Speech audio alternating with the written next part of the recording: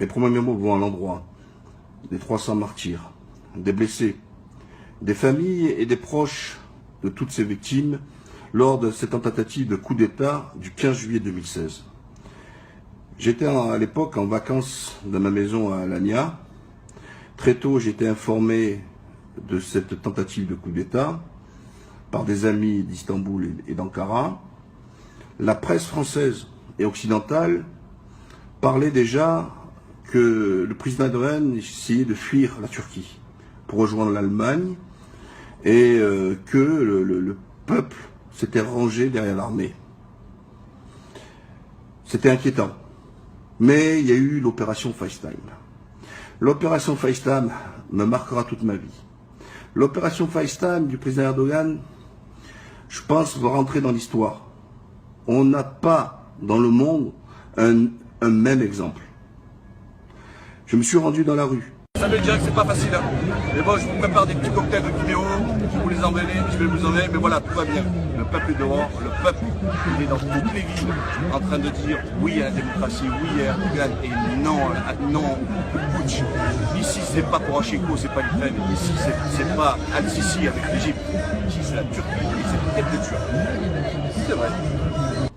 Avec un ami, on s'est retrouvé devant une masse de personnes, des gens du MHP, des gens de l'AK Party, avec leur drapeau, mais bien sûr le drapeau de la Turquie aussi, ils faisaient bloc tous ensemble. Pendant que d'autres, les amis du marcheur, vous savez, celui qui passe son temps à user ses semelles, qui est en train de pleurer, eux retiraient de l'argent et puis essayaient de faire les courses pour faire le plein. C'était pas courageux.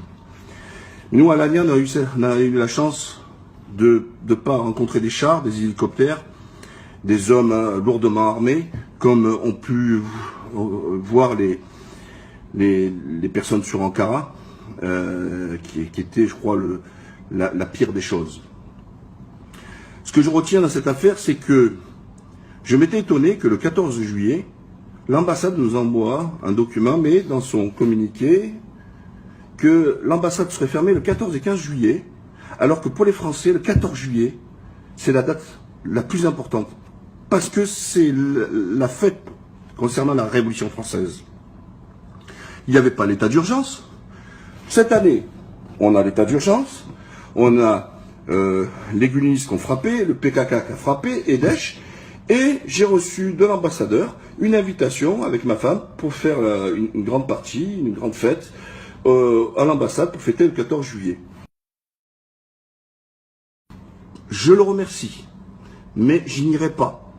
Je n'irai pas tant que je n'aurai pas les réponses sur pourquoi cette ambassade est fermée, pourquoi le président Hollande a mis tardivement à répondre et à condamner le coup d'État. Je ne répondrai pas pourquoi des élus français n'ont pas été condamnés et qui se sont lâchés notamment dans les médias pour dire qu'ils regrettaient que le coup d'État n'ait pas fonctionné. Et oui, ils ne se sont pas cachés.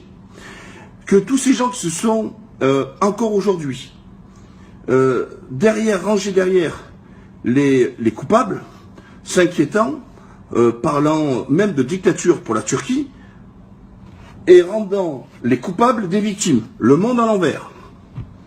Mais enfin, à tous les Turcs, je tiens à vous dire, vous l'avez compris, les visages sont tombés, les masques sont tombés. Vous savez maintenant qui sont vos alliés, vos ennemis, qui se disent vos partenaires, quand il s'agit de garder les réfugiés d'ailleurs. Mais on va rester sur une note positive. La note positive, c'est que le monde musulman a été derrière les Turcs.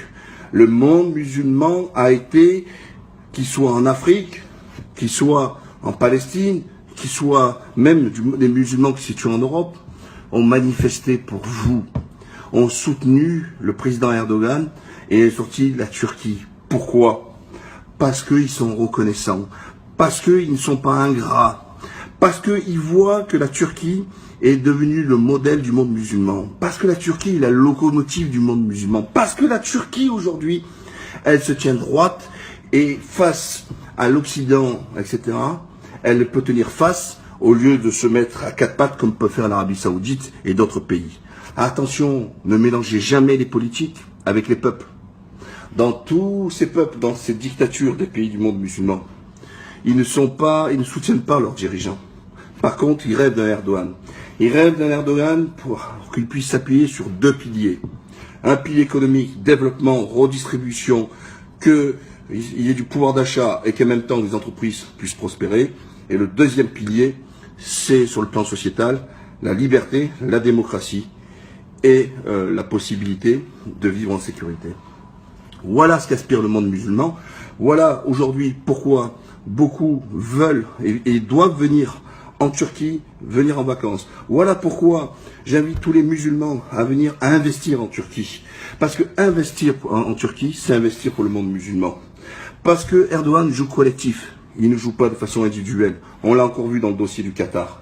Alors, mes sœurs et frères turcs, sachez que, pour ceux qui pensent qu'il n'y a que le Turc qui est l'ami du Turc, vous avez bien vu ceux qui passent leur temps en Europe pour cracher sur la Turquie et ainsi faire fuir les investisseurs et les touristes, et celles et ceux qui aujourd'hui remercient le président Erdogan et sont à côté de vous. Personnellement, j'ai fait le choix, d'autres l'ont fait aussi, et encore d'autres vont venir le faire, de venir vivre en Turquie depuis le mois de décembre 2016, investir en Turquie, dépenser en Turquie, passer mes vacances en Turquie, pour rendre à César ce qui appartient à César, parce que quand on a un pays et un leader comme Erdogan, on n'a pas le droit de ne pas être derrière lui. C'est une obligation morale de tout musulman d'être derrière le président Erdogan. Khair, Inch'Allah, paix encore aux âmes des victimes. Assalamu alaikum wa rahmatullahi wa barakatuh.